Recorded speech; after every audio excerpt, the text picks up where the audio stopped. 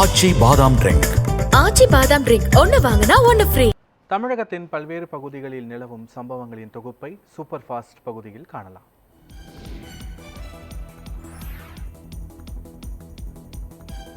ராணிப்பேட்டை மாவட்டம் வாலாஜாபேட்டையில் வாகன சோதனையில் ஈடுபட்டிருந்த போலீசார் சொகுசு காரில் கடத்தி வரப்பட்ட போதைப் பொருட்களை பறிமுதல் செய்தனர். விசாரணையில் வட மாநிலத்தை சேர்ந்த ஹிமானந்த சிங், ருஷா ஆகியோர் பெங்களூரில் இருந்து போதைப் பொருட்களை கடத்தி வந்ததாக கூறப்படுகிறது. அவர்களை கைது செய்த போலீசார் வழக்கு பதிவு செய்து வேலூர் மத்திய சிறையில் அடைத்தனர்.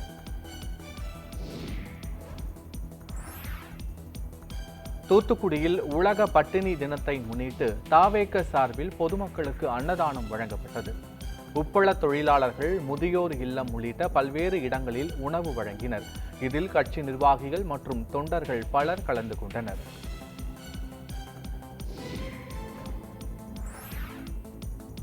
திருப்பத்தூர் மாவட்டம் புதுப்பேட்டை நாயுடு பகுதியில் உள்ள முத்துமாரியம்மன் கோயில் மகா கும்பாபிஷேக விழா வெகு சிறப்பாக நடைபெற்றது. விழாவில் பூஜிக்கப்பட்ட கலச நீரை கொண்டு கோபுர கலசத்திற்கு சிறப்பு அபிஷேகம் செய்யப்பட்டு பக்தர்கள் மீது புனித நீர் தெளிக்கப்பட்டது. இந்த விழாவில் ஏராளமான பக்தர்கள் கலந்து கொண்டு சுவாமி தரிசனம் செய்தனர்.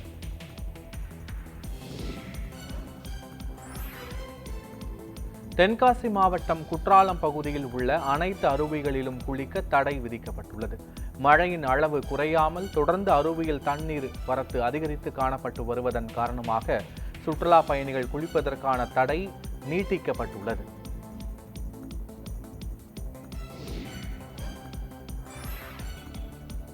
தென்காசி மாவட்டம் தமிழக கேரள எல்லை பகுதிகளில் சாலையில் கம்பீரமாக ராஜநடை போட்டு செல்லும் சிறுத்தையால் பொதுமக்கள் மற்றும் வாகன ஓட்டிகள் அச்சமடைந்துள்ளனர். மேக்கரையில் இருந்து அச்சன் கோவில் செல்லும் சாலையில் கம்பீரமாக சிறுத்தை ஒன்று ராஜநடை போட்டு வந்த காட்சியை வனத்துறை ஊழியர் ஒருவர் வீடியோவாக பதிவிட்டுள்ளார். நாகப்பட்டினம் மாவட்டம் ஆலங்குடியில் உள்ள செல்லமுத்து மாரியம்மன் கோயிலில் வைகாசி தீமிதி திருவிழா வெகு விமர்சையாக நடைபெற்றது. இதில் விரதம் இருந்து காப்பு கட்டிய 100க்கும் மேற்பட்ட பக்தர்கள் பக்தி பரவசத்துடன் தீமிதித்து தங்களது நேர்த்திக் கடனை செலுத்தி வழிபட்டனர்.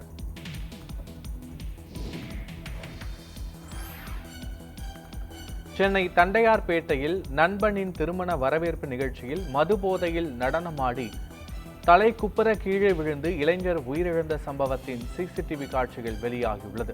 புது வண்ணாரப்பேட்டையை சேர்ந்த தமிழரசன் மகன் சுபாஷ் சந்திரபோஸ் நண்பரின் திருமண வரவேற்பு நிகழ்ச்சியில் மது அருந்தி நண்பர்களுடன் நடமாடிக்கொண்டிருந்த போது மயங்கி விழுந்தார். அவரை பரிசோதித்த மருத்துவர்கள் ஏற்கனவே அவர் இறந்துவிட்டதாக தெரிவித்தனர். இதுகுறித்து போலீசார் விசாரணை மேற்கொண்டு வருகின்றனர்.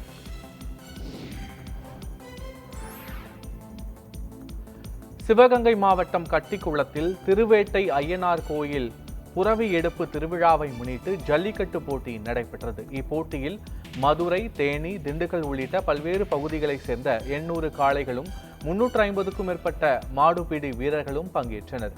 இதில் வெற்றி பெற்ற காளைகள் மற்றும் மாடுபிடி வீரர்களுக்கு தங்க காசு, வெள்ளிக்காசு, பீரோ உள்ளிட்ட பரிசு பொருட்கள் வழங்கப்பட்டன.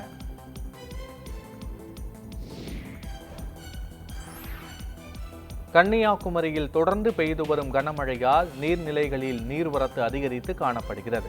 மாவட்டம் முழுவதும் 20.71 சென்டிமீட்டர் மழை பதிவாகியுள்ள நிலையில் பேச்சிப்பாறை அணைக்கு வினாடிக்கு 3014 கன அடி நீரும், பெருஞ்சாணி அணைக்கு வினாடிக்கு 2384 கன அடி நீரும் வந்து கொண்டிருக்கிறது. கிருஷ்ணகிரி மாவட்டம் ஊத்தங்கரையில் உலக பட்டினி தினத்தை முன்னிட்டு தமிழக வெற்றிக் கழகம் சார்பில் அன்னதானம் வழங்கப்பட்டது. கிருஷ்ணகிரி மாவட்ட பொருளாளர் மணிகண்டன் தலைமையில் நடைபெற்ற இந்த அன்னதான நிகழ்வில் 500க்கும் மேற்பட்டோர் கலந்து கொண்டனர்.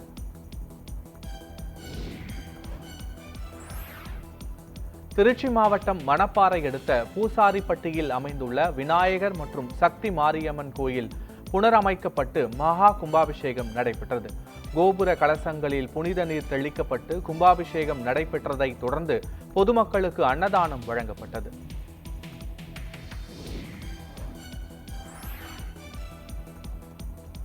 திருச்சி மாவட்டம் மணப்பாறை அடுத்த மணப்பட்டியில் நடைபெற்று வரும் தானா முளைத்த மாரியம்மன் கோயில் வைகாசி திருவிழாவை முன்னிட்டு பெரிய படுகளம் நிகழ்ச்சி நடைபெற்றது.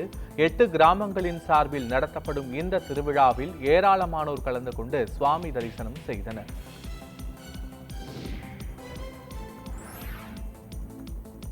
தஞ்சை மாவட்டம் பாபநாசத்தில் பாரதிய ஜனதா கட்சி சார்பில் இந்திய ராணுவ வீரர்களுக்கு நன்றி தெரிவிக்கும் வகையில் தேசிய கொடி பேரணி நடைபெற்றது.